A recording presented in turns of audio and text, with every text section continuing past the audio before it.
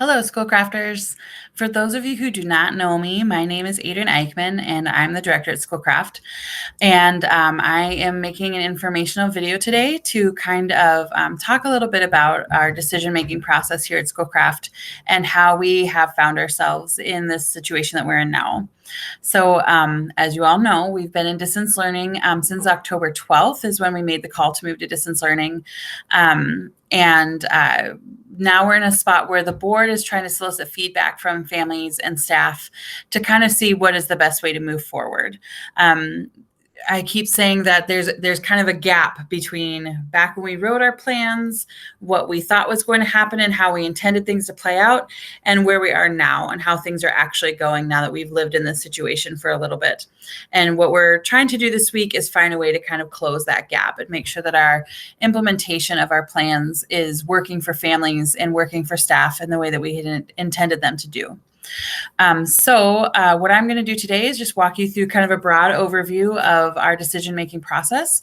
Mark Bjornud, who's our tech coordinator and also our COVID-19 coordinator this year, is also making a video to talk kind of more in fine detail about the data that we look at every day at Schoolcraft as we make these decisions. And our hope is that you will review this video before you attend the listening session, just so that we can all kind of be on the same page as far as where we're at with our learning models and how that's all working. So I'm going to get going here. So many parents were at the school board meeting last week, and I did this presentation then as well. And so if you were there, you probably are already aware of a lot of this information. I have updated it a little bit due to just some changing data over the weekend. So to get us some context on where we are at, I want to give you a little bit of a timeline. So in July, the state released their Safe to Learn guidelines, and schools were directed to create a list of metrics that they will use to determine how we will move from one designation to another. So something that I want to note here is that while the state did say use these metrics, it did not give us like a numerical data point for when to make the moves. For example, it didn't say if you get to a 20 here, then do this. And so that's important to note. The Safe to Learn guidelines are on MDE's website, and you are welcome to look them up and read through them. Schoolcraft formed a reopening committee that was comprised of admin staff and teachers and developed our initial policy on learning models and advised on how and when we move from one designation to another. And then shortly after this, the board granted me the authority to shift learning models when our metrics said that we should. So our goals behind the plan that we wrote and the metrics that we chose were physical and mental safety. And this to me means that I wanted the staff to be both actually safe, the staff and the families, but also to feel safe whenever they're in the building. And database decision-making, consistency, and transparency. Those are really important because, as I'm sure you're aware, the situation is very complicated and dynamic. We get new information every single day. And so I really wanted a situation that would be as straightforward and cut and dry as possible so that we could make decisions quickly and with as little complication as possible. And also so that if there's ever a time when I'm unable or unavailable to make a call, somebody else could look at our process and do that. So here are Schoolcraft's metrics. And all schools are using these metrics to some degree, but this is the way that Schoolcraft uses them. So we look at our county case numbers. And the state gives a formula based on new cases in the last 2 weeks out of 10,000 residents. So when we get to 50, meaning 50 new cases per 10,000 residents in Beltrami County, that's when we move into a designation where the state would recommend that we are distanced for everyone. The next thing that we look at is our weekly average of daily cases and whether or not that weekly average is rising or falling. And then the next thing that we look at is our local numbers, meaning Schoolcraft numbers. How is the virus affecting our staff and students? How many are in quarantine? How many positives have we had? That kind of situational update. Currently, we also are looking at frequency, which is how long we've been in a certain designation. On October 12th, however, when we made this decision, that was not one of the metrics that we were considering. So after we kind of move through these data points, then we do a consultation with public health and kind of just brainstorm with them what our situation is on the ground, and then they give us a recommendation. And then based on that conversation and our metrics, we make a decision on whether or not to change designations. So something else that is good to know is that we use real-time data, not the state designation that's published every 2 weeks. The reason for this is that the state designation that gets published every 2 weeks is based on old data. The numbers are about 2 weeks old. We felt like it was important that we look at current real-time data as much as possible. And so that is what we've been using to make our decisions. And in Mark's video, he's going to talk about that data a lot more. So as I said before, these are the metrics that all schools are using to some degree, but schools use them differently. So some other schools have prioritized the metric around how is our building being affected as the most important metric to use, where we've prioritized our county number as our first indicator. So this is for a few reasons. One is because we want to be proactive rather than reactive. We felt like if we wait until there's an outbreak in our school, it's too late. Secondly, because we're not a neighborhood school, we pull students from all over the county, from some other counties, from reservations. And so we wanted to make sure that we were getting a really complete picture of the whole area and the whole community, because we can't really pinpoint, like this apartment complex or this event that happened at this community center. Like we really have to focus on the broader community. So on October 12th, when we made the decision to go to distance, this is what our metrics looked like. Our county case numbers were at a 237, which gave us a 51, which is in the red, where the state would recommend distance learning for everyone. Our weekly average was an 18 compared to a 15 the week before, so it was rising. And at that time, we had 6 staff members out, either because they were close contacts to somebody with a confirmed case or because they were waiting for a test result themselves. And keep in mind that we only have 45 staff members here total, including everybody. So having 6 staff out is significantly impacting our operations. Remember that at that time, we weren't looking at frequency. So then we did have a consultation with public health. However, this consultation was with all of the Beltrami County schools. And so we weren't able to ask Schoolcraft specific questions.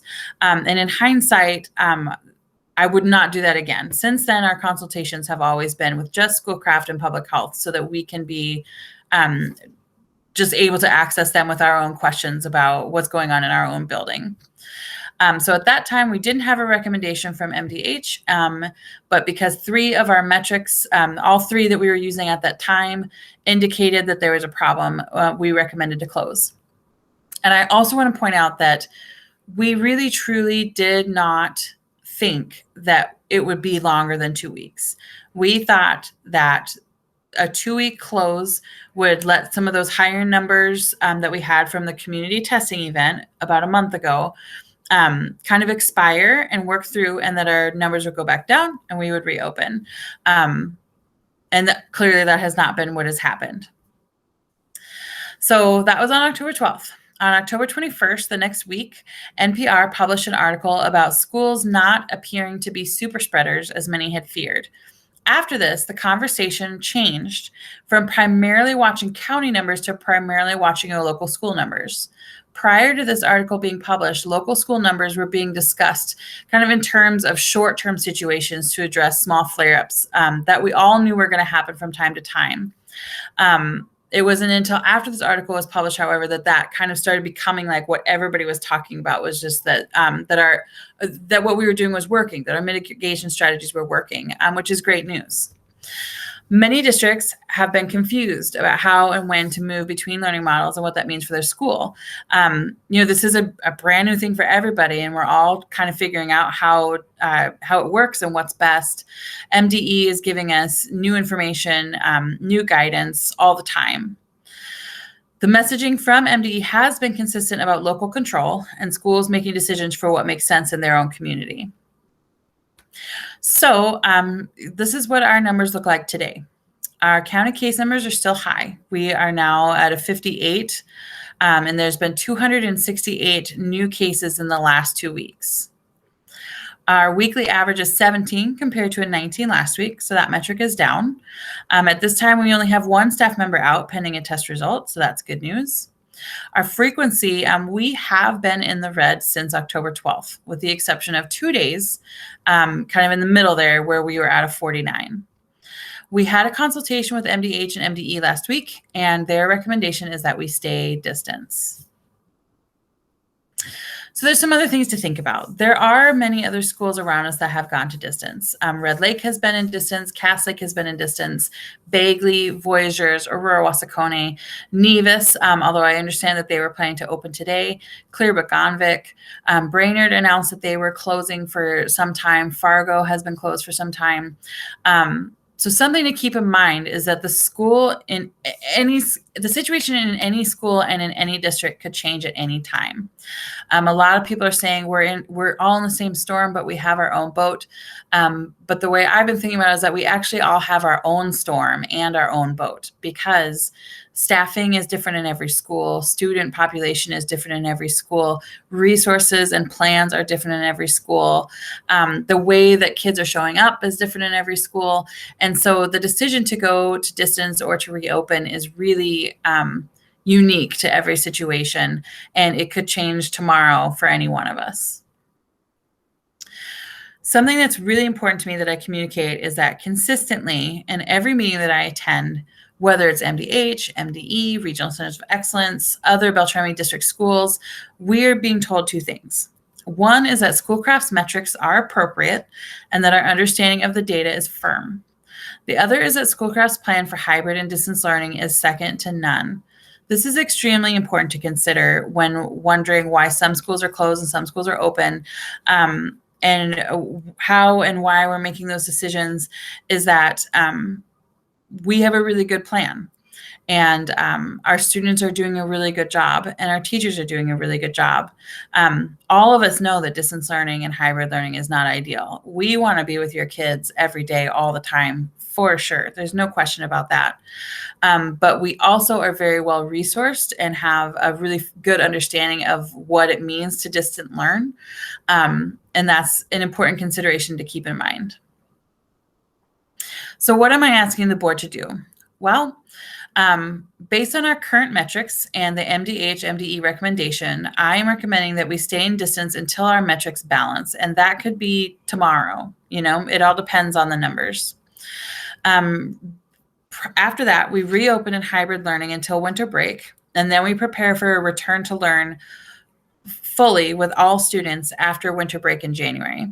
The reason that I'm recommending hybrid learning until winter break is to give us a little bit of time, now that the students have been kind of out in the community, coming back, a little bit of built-in kind of quarantine time to let any virus that might be out there in our student population kind of work itself out.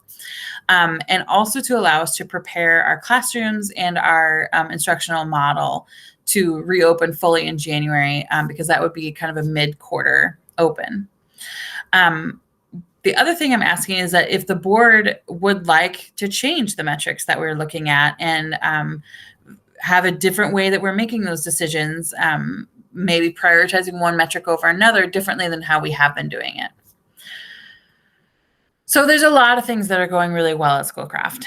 The number one thing is that our community has been extremely kind and supportive, even in the face of great adversity. And when we know that everybody is working really hard in a less than ideal situation, I can't tell you how much it means that the teachers can really feel how supportive you have been of them and their work. Our staff has really rallied around continuity and quality for our students. At any given day at Schoolcraft, people are filling multiple roles and wearing a lot of different hats, trying to ensure that students are still getting quality program that they deserve and that they can expect from Schoolcraft. Our attendance rate is very good. Even in distance learning, our attendance rate is very good, and that is really a credit to the families. Our projected enrollment was a 195, and right now we're at a 190. Which just goes to show that we're not losing kids to other districts, and a lot of districts are experiencing that right now. This is really important. There is not a single student that has not been contacted or talked to, discussed, worried about, fussed over. None of our students are falling through the cracks. Although, again, we realize that it's not an ideal situation and that this is not the way the school is intended to be. We feel really good about the fact that all of our families have had some FaceTime with their teachers and with us. We're still doing expeditions. Our students are getting really fantastic content and contact with their teachers.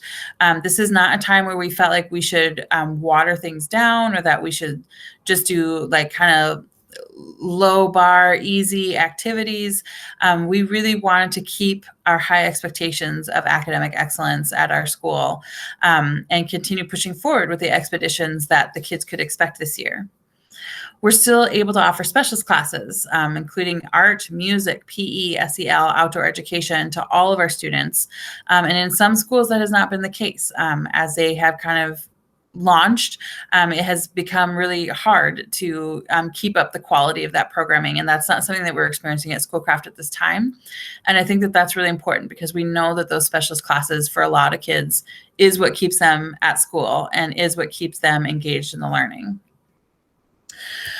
So that is kind of the end of my presentation. And again, what we are hoping is that families will view these informational videos and then attend the listening sessions and kind of give some feedback on how learning at home is going for you and your family and your students, and what we could do to improve and what you would like to see us do next. I feel really proud of our community that we are kind of light on our feet and able to take feedback and make adjustments and move forward. And so please be vocal and come to these meetings and tell us what you need from us so that we can do the best that we can to move forward together as a community. I really appreciate your time today and look forward to hearing from you in the listening sessions. Thank you.